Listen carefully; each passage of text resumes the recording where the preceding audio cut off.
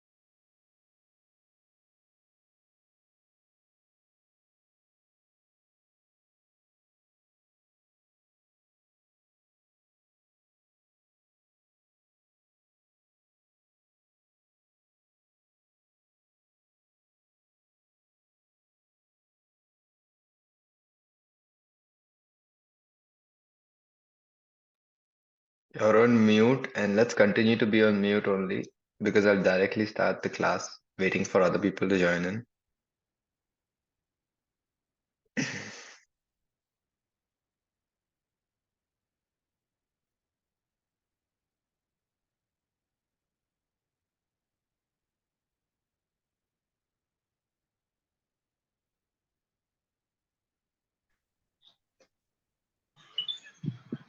Hello, hello, Aman. Hi, requesting you to mute yourself. Sorry? Requesting Mute. you to Yep, mute yep, yourself. yep, yep. Sure.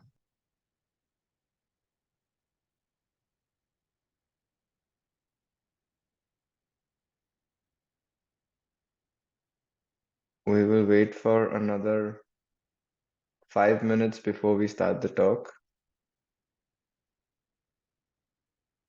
Just giving people the time to join in.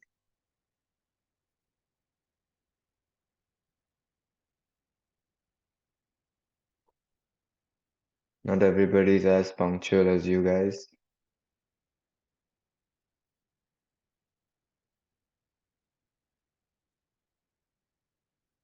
Meantime, I wanted to speak about the chat window. Um, most of us sometimes like a talk goes longer than anticipated and you have questions that come up while I'm talking or while um probably one of y'all is talking as well. So you can use the chat window to type in any questions that you want.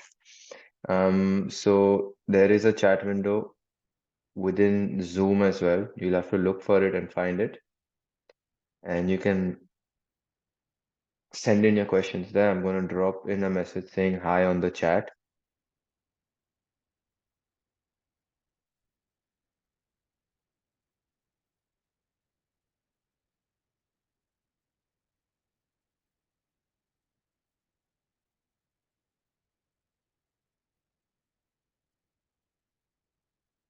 Okay, so at the airport now, so you will have to leave as soon as they announce. Sure, I understand. I'm actually very grateful that you could make it while you're at the airport as well. Um, it means a lot that you managed to fit this in. Um, this is going to be recorded, so it will be sent to you as well. It is already being recorded. So don't worry, you will have access to it in the future. Meanwhile, stay for as long as you want to stay. You can stay, yes. So, like I was mentioning, guys, uh, any questions or anything you want to say, you can type it down in the chat window. It will be easier to address versus all of us talking over each other. It could become a bit chaotic in that sense.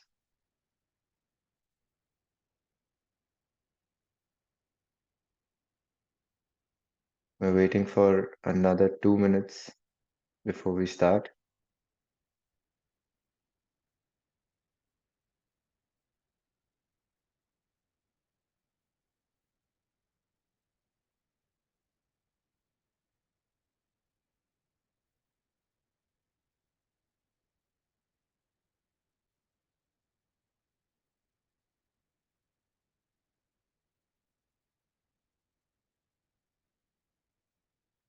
Good. So, quick reminder, everybody's on mute, and you can say your questions on the chat window.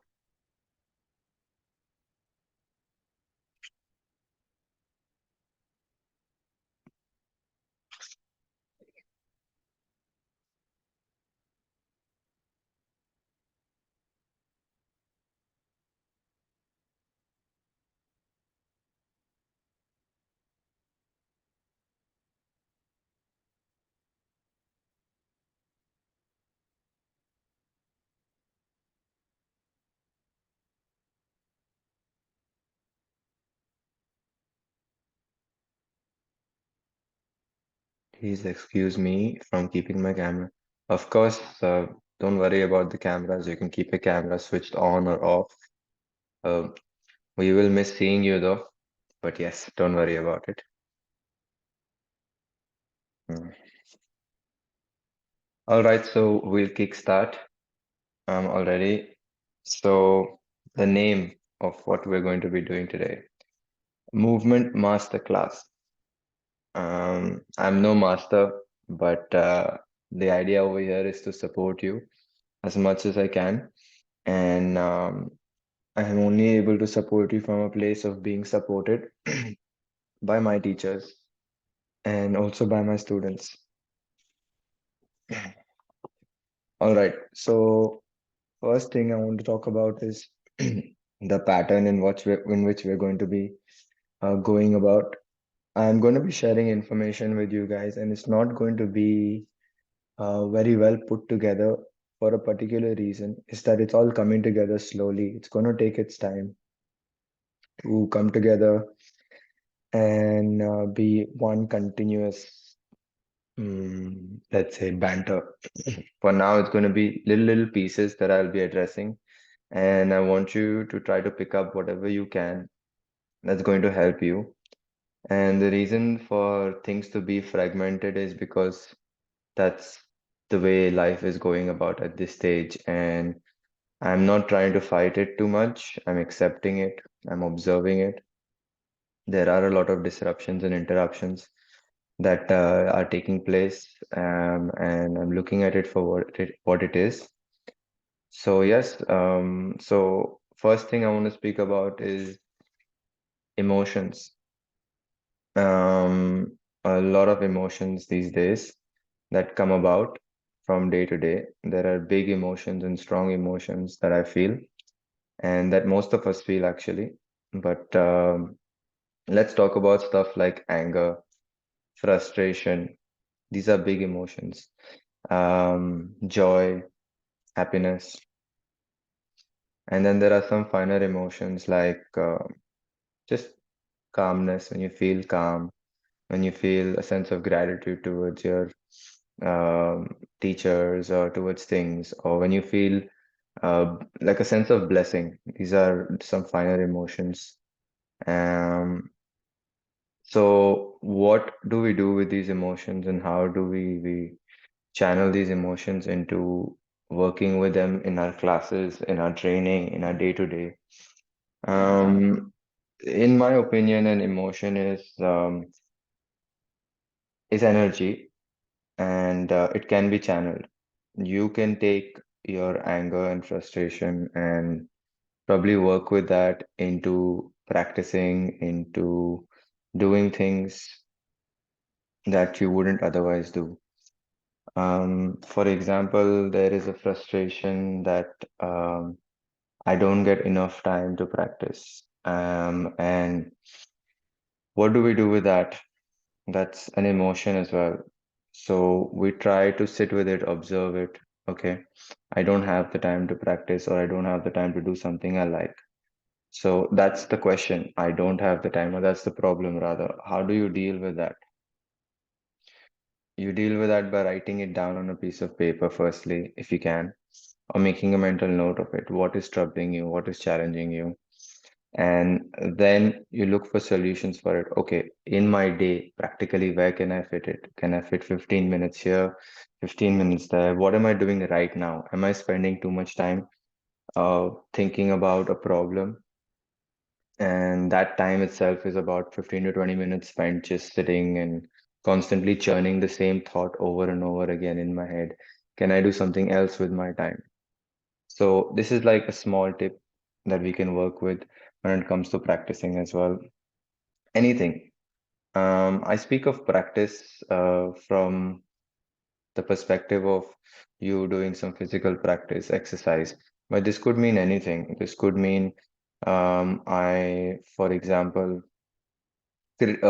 stuff like criticism.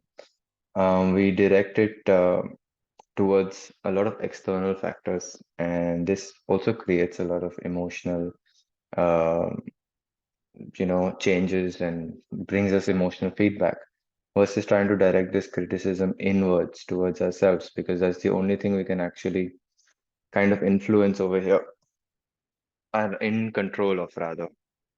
So let's talk about what are we in control of and what are we not.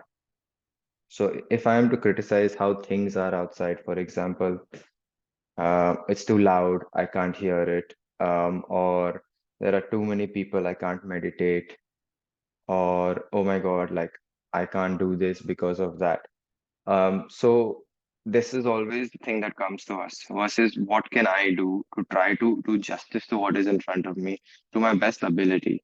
A few examples like I can give right now is some of us over here don't have the time to actually show up properly for the masterclass, but we're still doing our best. We're here, we're sitting, listening as long as we can, and then when time comes, we'll have to kind of check out and carry on with our day. But you're backed up with a recording that will be sent to you. So you do have some things that'll come to you. And then there are some of us who can't make it at all and will probably view the recording later. So these things all put together come together very well when we start looking inwards versus outwards. Because when you look outwards and you start criticizing and spending a lot of time about on things like how will I be able to do this or do that, make it to this, we are just wasting that energy and we're creating a lot of emotional baggage along with it as well. Um, yeah, so emotions, big emotions, finer emotions, how to channel those energies into our training, into our day-to-day life, into dealing with stuff like criticism, into dealing with um, just being able to look inwards versus look outwards, and see what is in your control and what is not in your control. Um, how does all this come together? Anger, there are things in our control when it comes to getting angry, and there are things that are out of our control. One thing is I can choose not to be angered by something. I can choose to not let it trouble me. Same thing with something that makes you upset. I can choose to not be upset by it versus try to change it itself because that requires probably, I don't know, massive amount of energy, emotional baggage, and everything because you can't change people, you can't change scenarios, but you can change the way you perceive them. So this circuitry over here will also kind of give you another emotional feedback, right? We need to develop reserves for emotions in this sense. Like, for example, uh, there are people who you look at them and they look tired and worn out and depressed and like carrying the weight of the world on their shoulders because this is what kind of happens. Like, we don't have enough emotional reserves and we're trying to change things that are outside our control. And most of the time, that is the one thing that troubles us the most and it drains everyone. So you can't literally have reserves of emotions because you don't even know how to handle basic emotions like anger, frustration. Right now, my focus is more on negative emotions versus positive emotions. I feel positive emotions are great, but also come with a certain amount of baggage. When you indulge too much in them, it's like they become a prerequisite to do something. I need to feel happy to be able to train, or I need to feel happy to be able to do something. If something doesn't give me happiness, I don't want to do it. So these are this is the baggage of the good emotions, the positive emotions, and then there's negative emotion baggage. So we're kind of trying to balance it out in between over here when it comes to developing reserves, approaching practice, and not wanting to be tired down, like worn out by it very quickly. More like the mundane, the monotonous. Like I made a note of this. Let me read something out for you. Take inspiration from the mundane and monotonous things. Like this is the most random example I can give you is the amount of heat that goes into preparing food, like and the amount of like transformation the food has to go through in order to be prepared for you to eat. Like like just so mundane, like it needs to go through some transformation, heat. There has to be this preparatory period before which it can be consumed. So same way, like same thing with us. We need to go through a lot of constant work, constant change, constant input to be able to get some output. Yes. Anyways, we move on. Before we move on, any questions that come up, please feel free to write over here. If it doesn't make sense to you right now at this stage what the talk is about, um, try not to make sense of it. Try to put the pieces together as they're coming together. Um, and if any questions come up, once again, feel free to write them down. Moving on to attention span, talking and listening.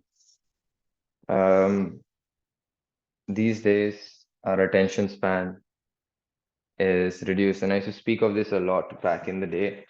And I still continue to speak of it because I experience it day to day for myself as well.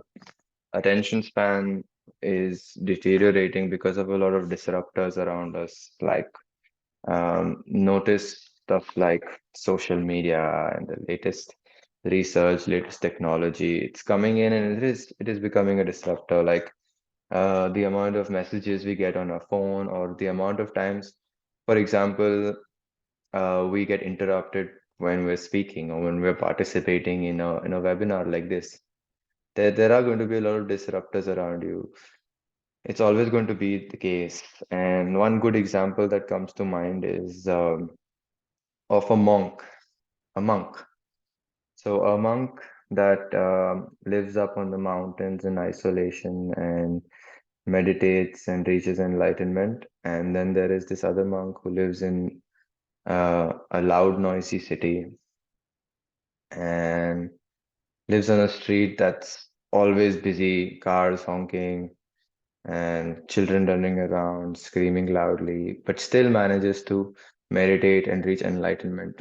When you weigh the two scenarios, in my opinion, I'm not trying to demonize the monk on the mountain, but he's set up for success, very, very, very ideal scenario versus another monk who has to deal with a lot of disruptors but still hit enlightenment. And this is predominantly this is our life. None of us are living on a mountain in isolation. It's not going to be easy. We're going to have a lot of disruptors, and we're going to have to filter through all of that BS to be able to reach our form of enlightenment, day-to-day enlightenment, and larger goals and stuff. So, attention span. Once again, we need to keep coming back and focusing on what is our task at hand, what is important, what matters to us, and what doesn't, what serves us and what doesn't serve us. What serves us, we continue. What doesn't serve us, we park it on the side. And we keep parking it on the side. It will keep coming up in front of your face and it will talk to you like it wants your attention. But guess what? Your attention is needed somewhere else because you know this serves you better than that at this particular moment.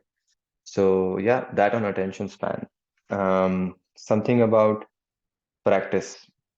So there's several kinds of practice and several interpretations of practice. And when I speak of practice, I want to speak of two kinds of practice. One is like this constant practice, this unofficial or like something that's going on in the background and that we sometimes aren't aware of. We don't really know that it's happening.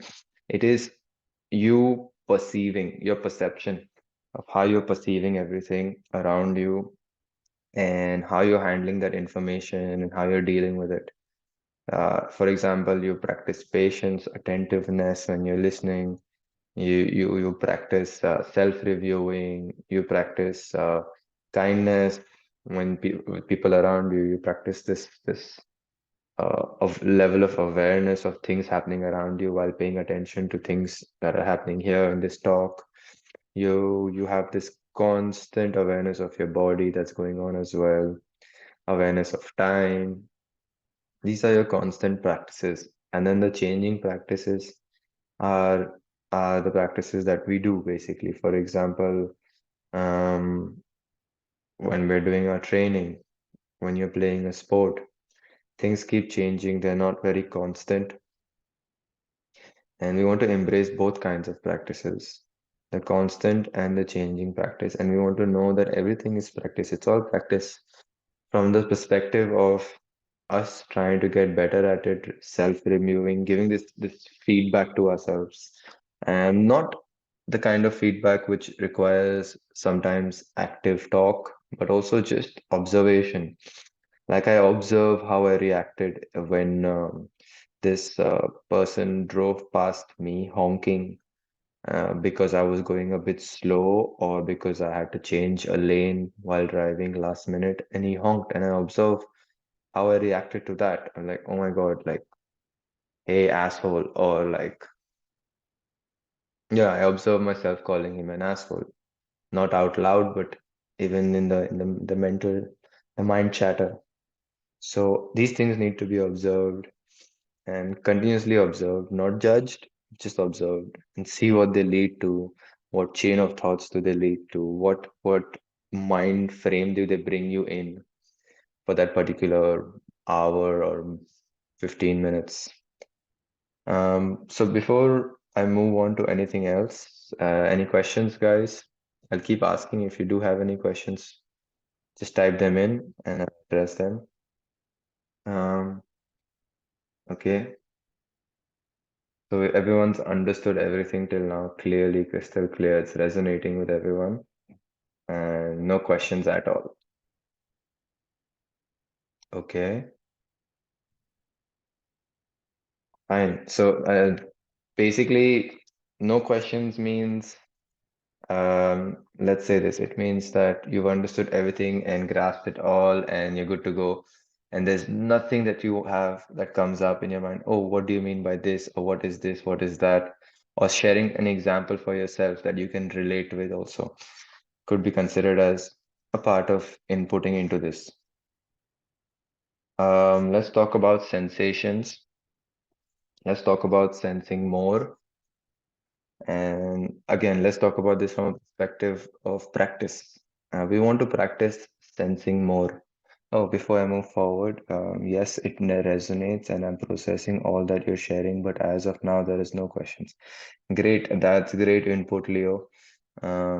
Yeah, I mean, sometimes questions don't arise, but even knowing that someone is able to relate and resonate, it helps to continue to to build that context, in the talk. So thank you for that, the acknowledgement. Okay, so practicing sensing more.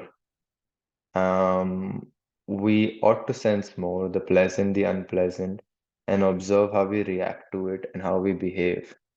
Um, Many people want to run away from sensing physical things or sensing emotions or sensing any form of like anything that gives you feedback that might be unpleasant. We surely want to run away from it. That might be pleasant.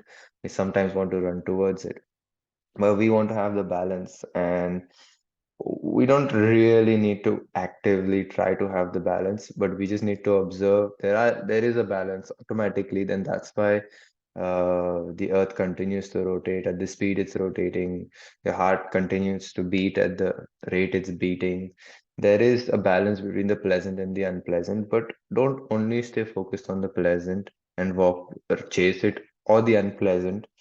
Just observe both things and observe how you behave and react under both of them, and try to go into practice with a better understanding. But again, what practice? Not the changing practice, the constant practice, the when self-review, the time when you're actually just you're reviewing how you feel, what's up, what's bothering you, what's troubling you today. Today you're in a good mood, today I'm in a bad mood.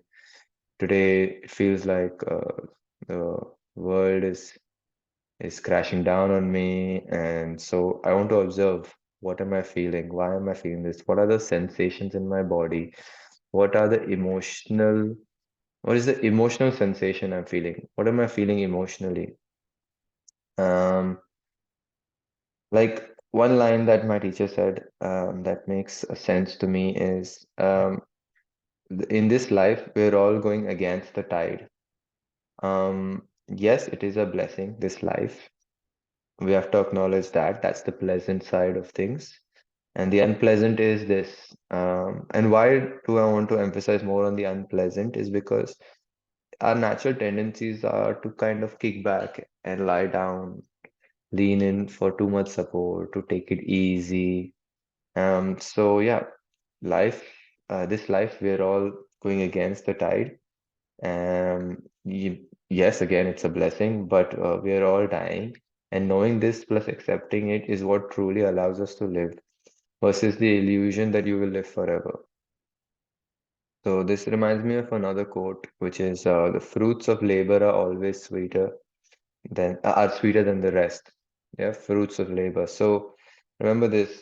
Um, literally, like I can give you an example of a jam that I prepared versus the jam that I bought.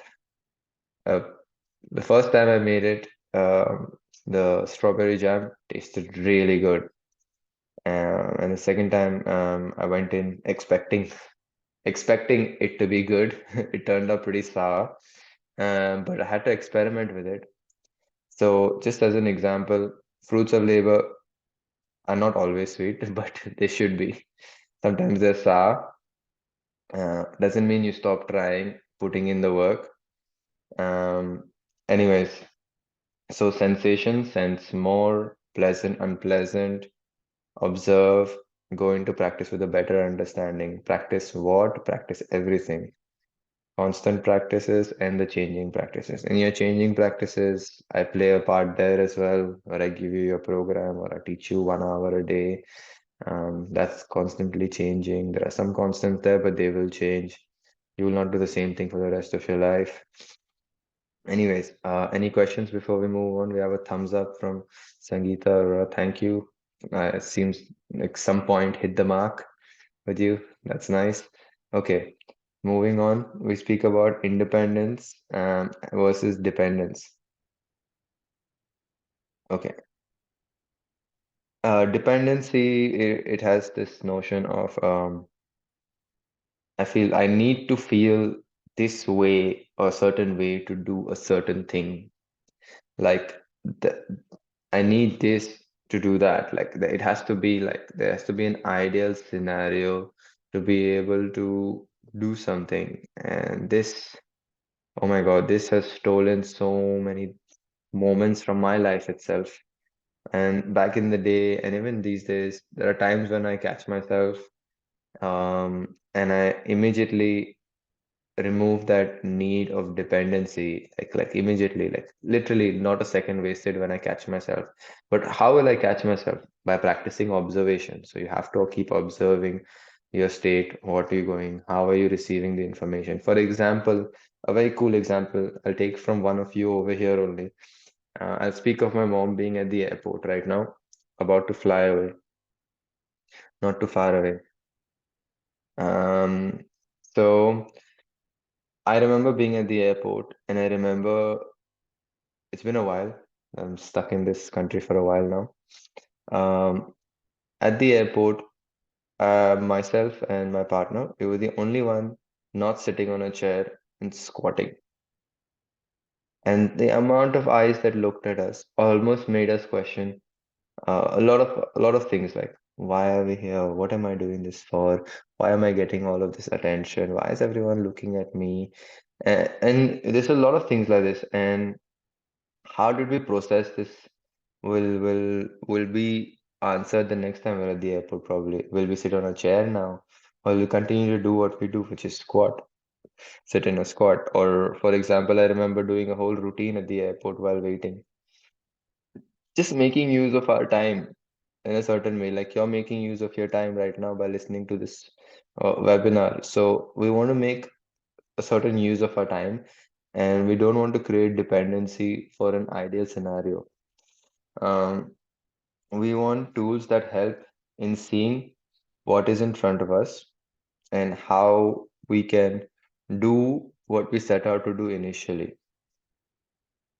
Yeah. So, any questions up until now? Okay, I see the only thing that we need is air, food, and water. True, and also not. I feel like we do need air, food, and water, but that's never going to be enough for us as humans. It's just not the case.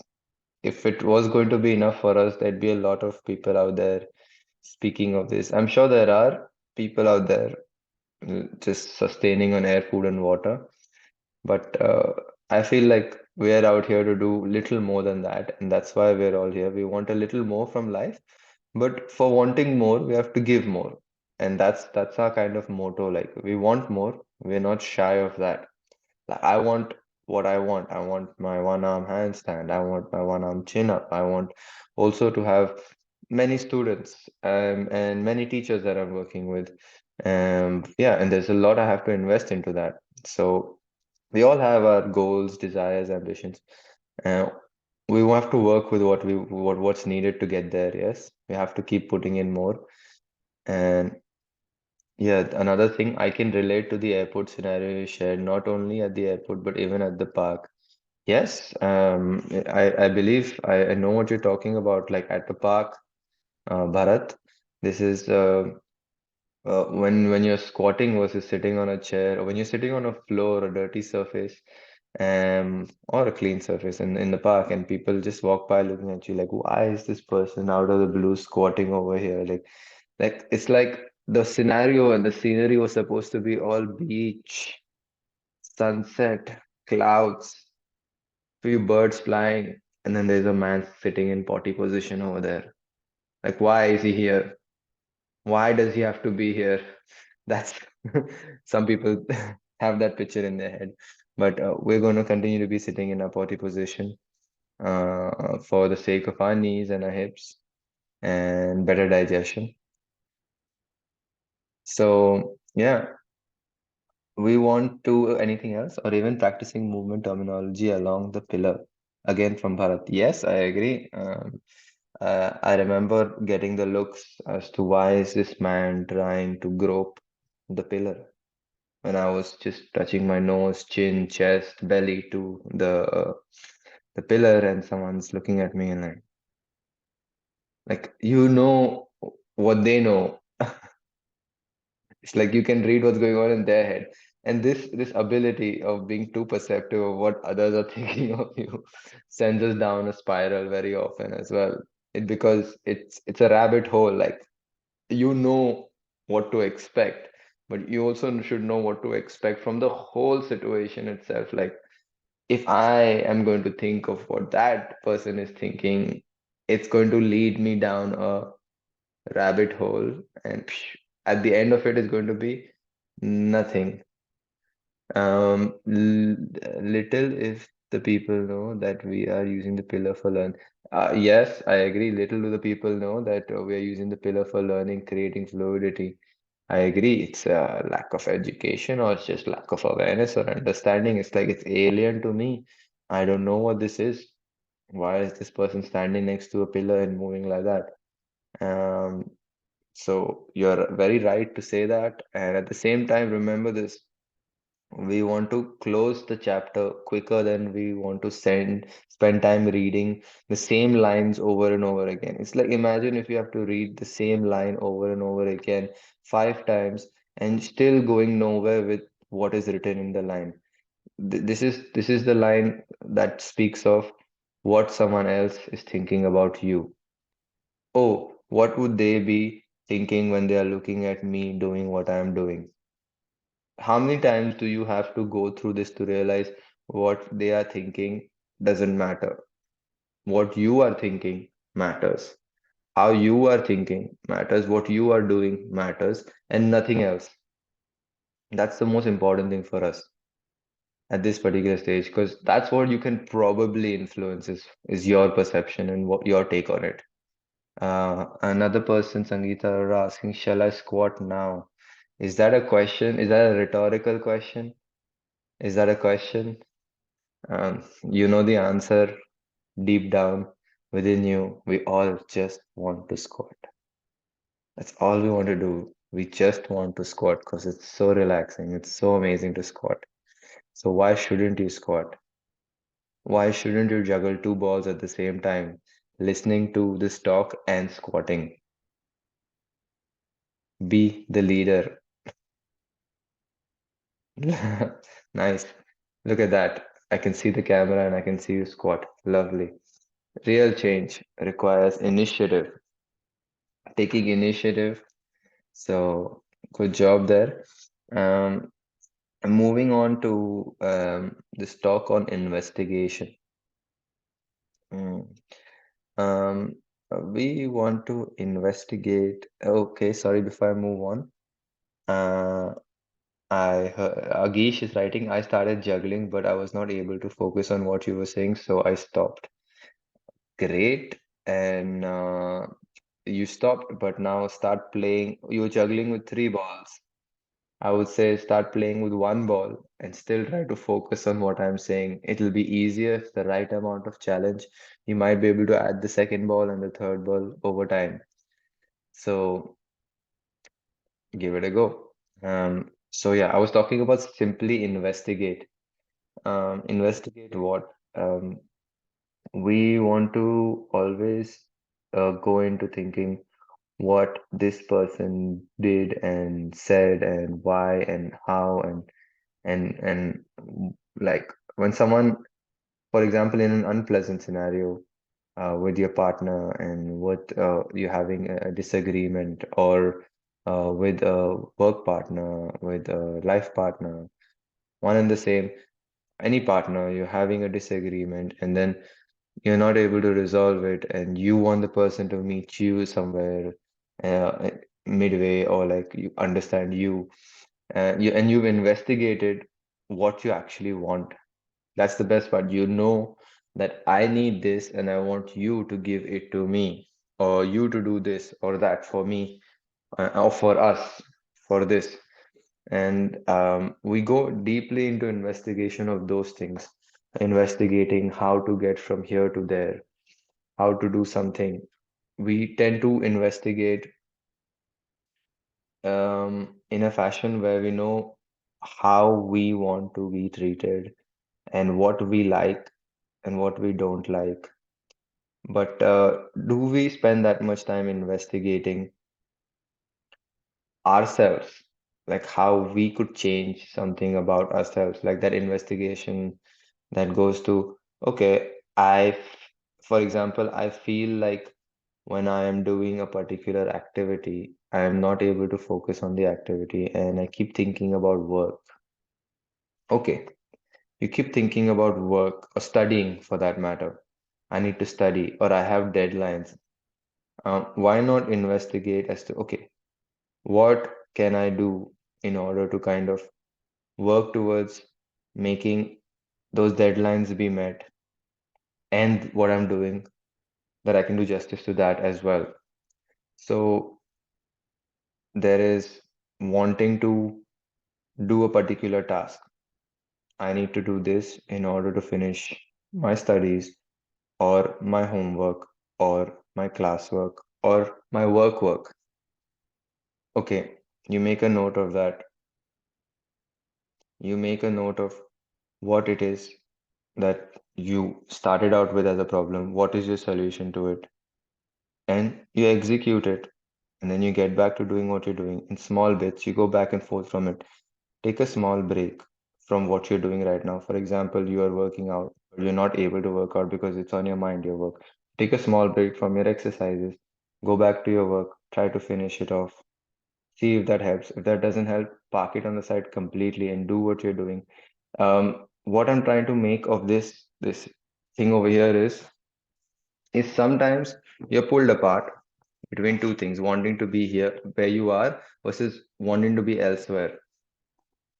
Sometimes all you have to do is take one little issue, one little thing, resolve it work-wise, and suddenly you're able to put your mind back onto what you're doing at hand, task at hand. And sometimes you need to finish the task at hand completely and then only go back. These are the two things generally that work at large when you investigate with this idea of being pulled apart by two things. And this happens to me a lot. For example, um, I have to get from this, let's say, a good example is it's almost weekend, and I know that I have this much practice to do, about 2 hours, but it's the weekend, and I have other responsibilities. Like I need to go out, spend family times and quality time with my partner, and things like that. Sometimes there is this feeling of being pulled apart. Like I want to practice, but I also have to go out and be a good partner. So, firstly, I tell myself I am practicing being a good partner, so practice continues there as well. Another time I tell myself, okay, will I be able to practice being a good partner because I've not been able to just do my basic that I need sustenance, which is practice, which is get up and do something physical. So you need to balance these and see how you can do justice to both versus compromise too much. Um, okay, so investigation with things inwards like that helps a lot for me in my case, and I just wanted to give this out to you. If you have any questions, feel free to ask. Then we already spoke about taking inspiration from the mundane and the monotonous things. Another thing that comes to mind is we are all a work in progress. Then why do we like to say, I am this or that? Is it because we feel a certain way? Is it because we make certain choices? But won't that feeling in the moment or that phase pass? So why do we still identify with it? Why is it so hard to let go and move on? Observe all these questions that come up, and maybe the answers will change over time or not. Some questions don't need answers. At the end of the day, it's all boils down to what works and what doesn't work. Actually, this brings me back to the investigation part. For example, um, I want to cook for my partner, and while practicing, the thought is there, oh, I'm practicing juggling, but the thought comes that, oh, I should be practicing something else. I need to practice being a better partner. I want to cook for my partner. And where does this come from when I investigate? It comes from the wish to wanting to support your partner. So there's a hint of regret for not making more of an effort towards that. That is an observation that comes from when I look inwards.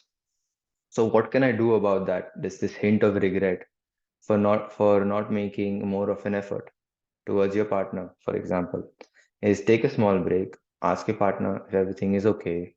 Do they need anything from you?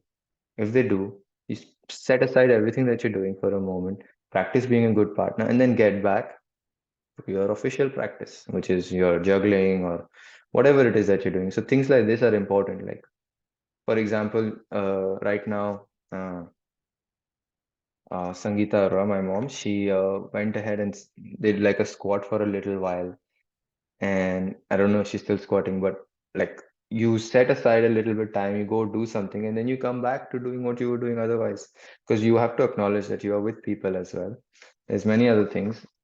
So you do a little, you set aside a little time for yourself. You acknowledge that side of you, and then you come back to doing the other things. So you're content in both ways. You don't feel like you're being pulled apart by two things. You just give it its due attention, and this comes from an investigation. When you investigate why you're feeling what you're feeling, is something pulling you a certain way, go or don't go towards that way.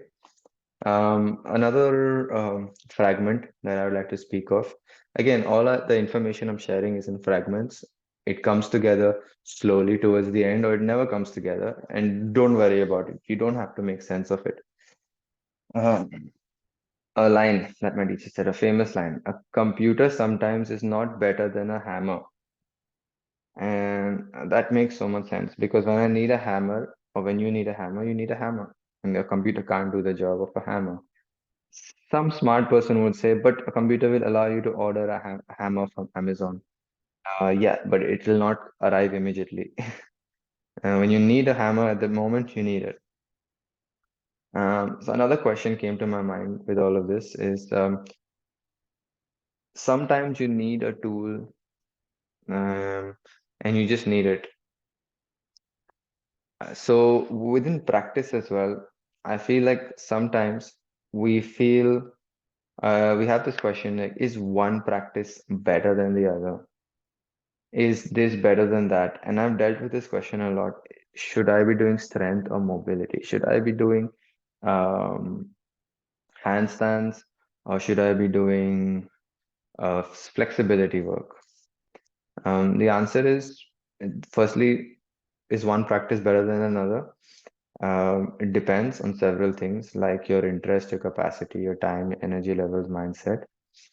And I feel there's no correct answer to this. It can be yes or no, depends on what you need in that moment, like the tool that you need, like a hammer that's required. So, for example, some days I feel energies are down, they are underground.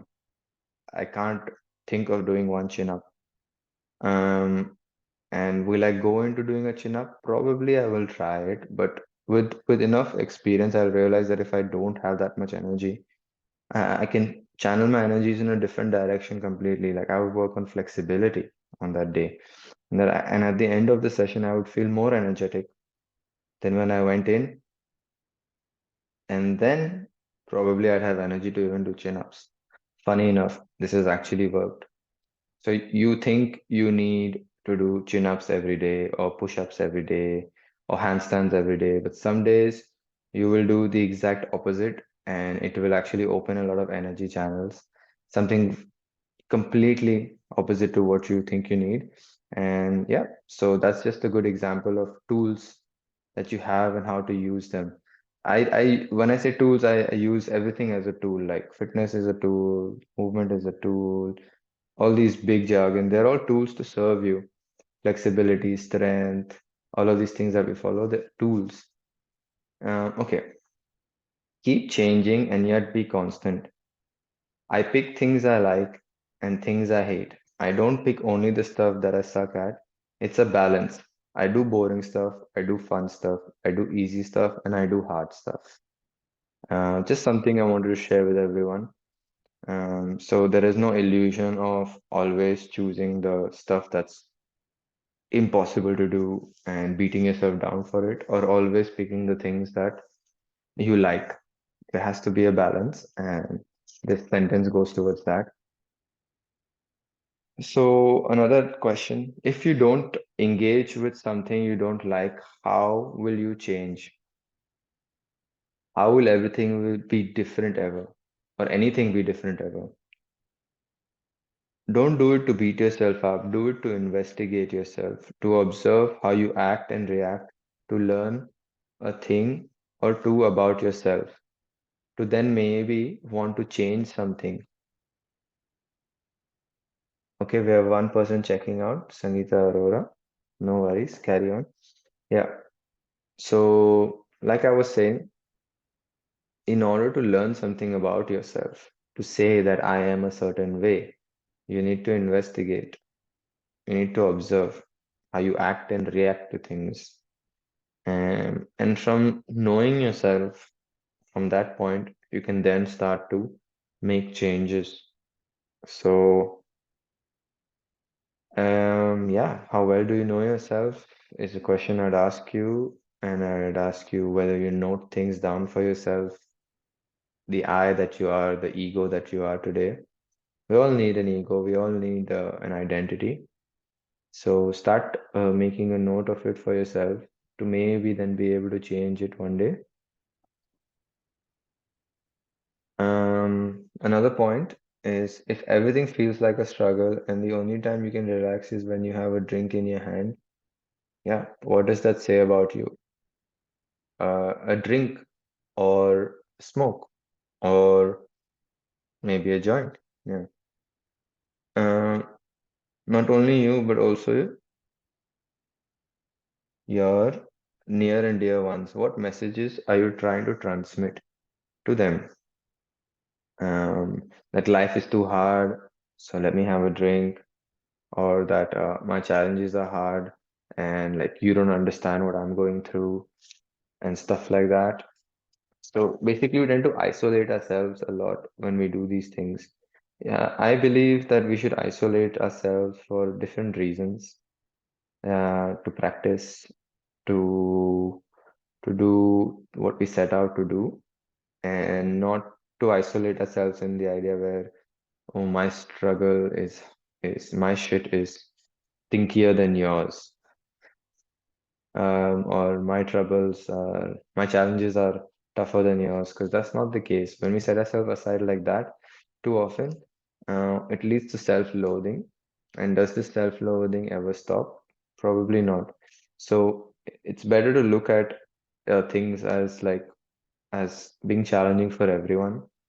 And how can we still continue to be nice to ourselves and others around us? Um, okay, moving on. Any questions meanwhile?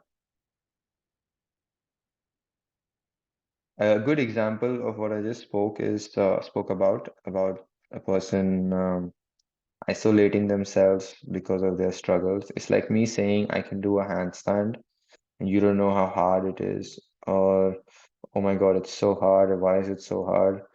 And I set myself aside saying that, you know what, people don't know my challenges and I'm chasing the tough shit. And it brings this ego in front of us, which we don't really want. This wall that we build that differentiates us from others. Because for someone, climbing a flight of stairs might be as perceived as to be as hard as it is for you to just jump up into a handstand, or for me to just jump up into a handstand.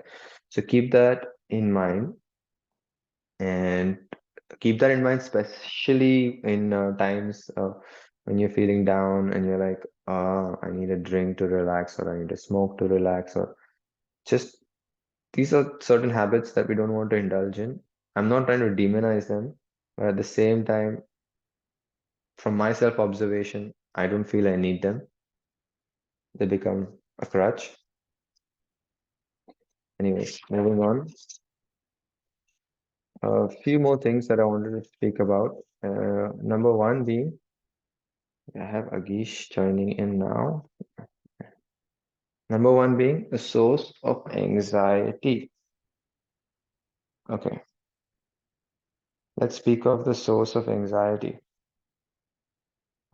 So when I see an anxious person, I ask myself, what do they want? Or if a person wasn't wanting something outside of their own control, why would they be stricken by anxiety? Why would they be full of anxiety?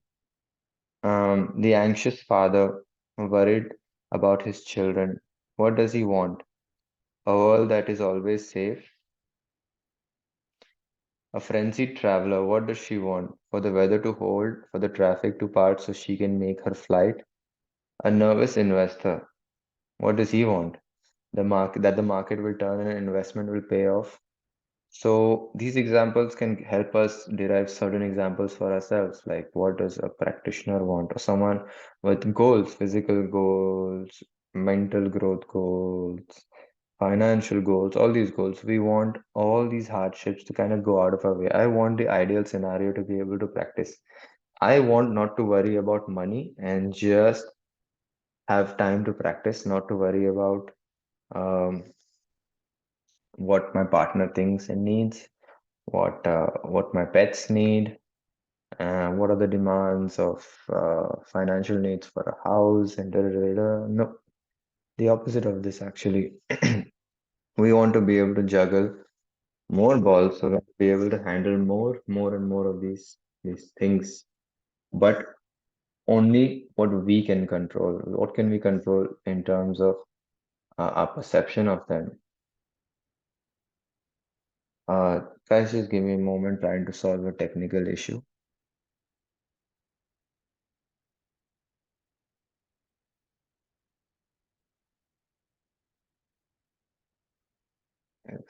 Interruptions like this will keep taking place, and we have to take them in a stride. We have Nagesh, he keeps getting kicked out of the meeting, so I'm going to try to get him in.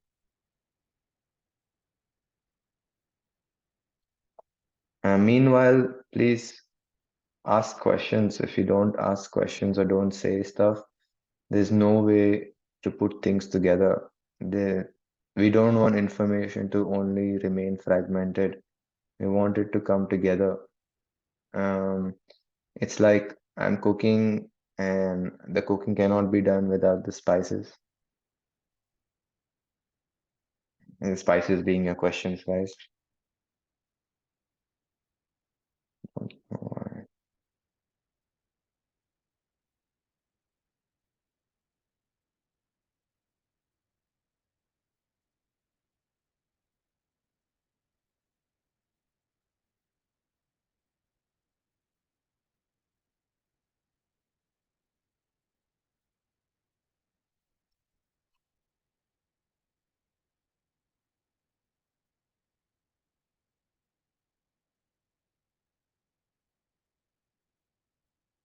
Okay, seems like Agish is finally here. Thumbs up, Agish, if you can hear us, and on the chat that we can move on.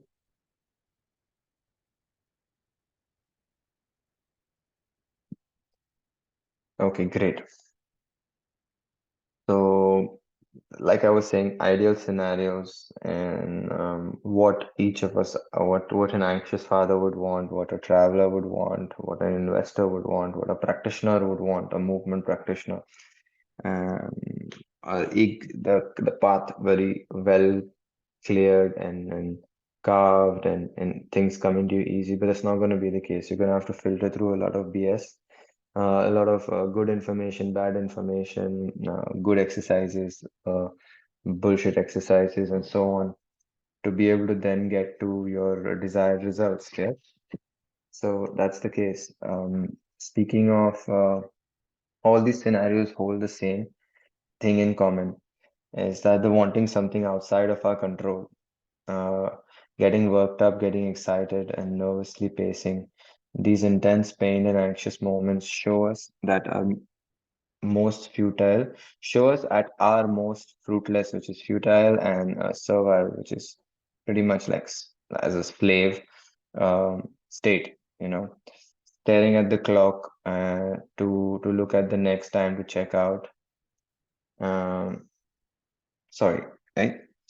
Staring at the cloud, at the ticker, at the next checkout lane over at the sky. It's as if we all belong to a religious cult that believes the gods of fate will only give us what we want if we sacrifice our peace of mind. That's not the case. You can take your energy and your mind and focus it on little details of the task at hand. And we have Agish dropping out again. Keeps getting kicked out, and I don't know why. Today, when you find yourself getting anxious, ask yourself, why are my insides twisted into knots? Am I in control here, or is my anxiety in control? And most important, is my anxiety doing me any good? My worry about whether I'll be able to finish this or that, whether I'm performing good in my talk here with you guys. These are things that I continuously review. So I'm just setting an example for everyone over here to continuously review. And on being invincible, who then is invincible? The one who cannot be upset by anything outside their reasoned choices. So we all want to be invincible, and it's a pursuit for all of us to not be affected by things outside our control. Um, yeah, that's all our goals, and we have to work towards it, building that awareness and always reviewing and investigating what is in our control and what isn't in our control. Any questions before I move on to the closing bit? I wanted to share a few things, but in the last now 15 to 20 minutes, I wanted to answer a few questions, and so cannot answer questions without any questions.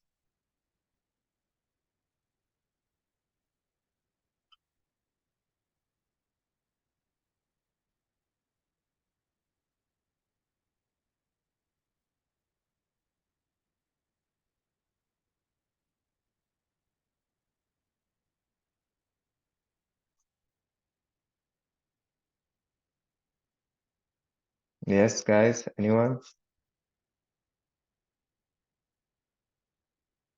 still trying to add? Mr. Agish back on call. Meanwhile, everybody else,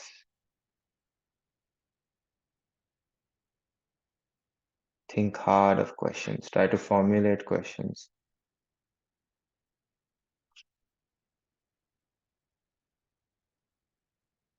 Try to put your words together. Make sense of them.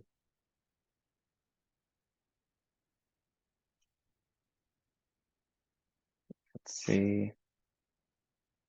I can relate to the. Yeah, no,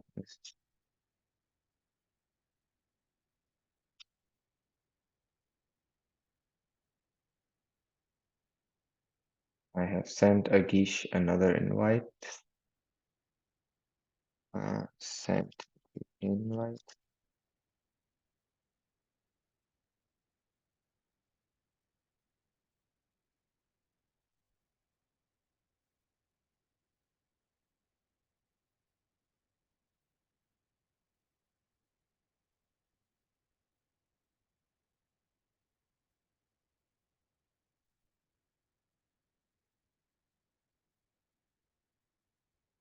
We have Leo entering again.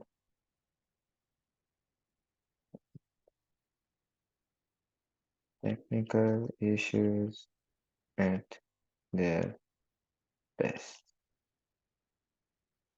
To log off, excuse me. Sure, Bharat, carry on. And if you have any questions, feel free to write down to me and I'll respond to you best way I can. Before you skadoosh, just a few things. We're introducing endurance, stamina, and breaking research on the online support. So if there's anything you want to do with breakdancing, stamina, and endurance building, reach out. I will elaborate more on this now in the talk. Just letting you know, yes? See ya. Thumbs up. Meanwhile, any other questions from Agish and Leo? I know Asil is here as well, but I also know that she can't participate due to work.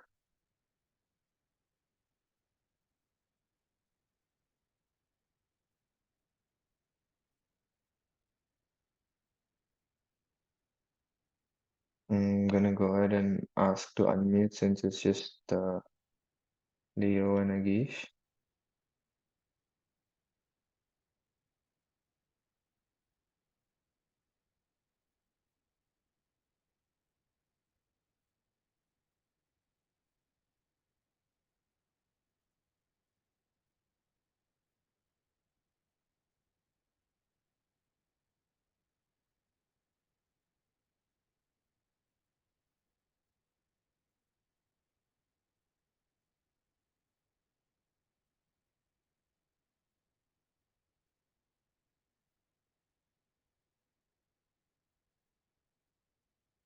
So, Leo, honestly, I can't think of any particular question. I'm in the mode of receiving, and most questions were answered by you before asking the question. Yes, I'm trying to formulate our talks as a question and answer already, question that comes to my mind and how I go about it. And I'm happy you can resonate with a few of them at least. And Asil is saying hello. No questions from my side. Thank you. Very inspiring. Thank you, Asil, for saying that. Means a lot. Hoping to inspire and keep inspiring. And also, like, was it? My teacher says, send down the ladder or uh, be the flashlight in the dark. So, yeah, want to do all of that as much as I can. Same, Agish goes like, no questions as of now. Okay, no questions. That's all right. Uh, Leo saying every word was and is resonating at this moment. Okay, great. Thank you for that.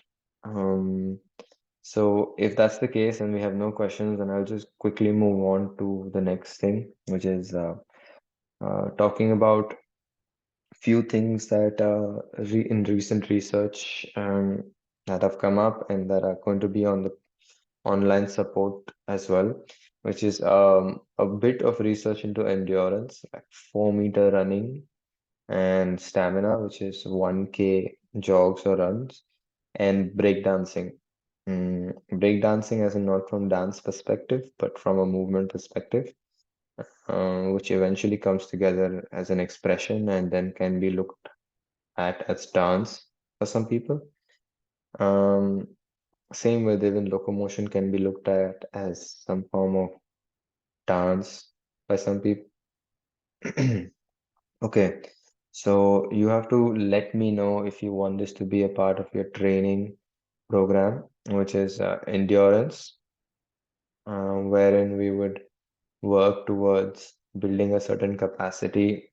We would work towards running probably once a week or twice a week, 400-meter sprints, and which need to be timed, and doing about one set initially to set the standard for yourself. Like, okay, I did one set of 400 meters, I timed myself, and I did it in about 2 minutes. Great, that has been noted.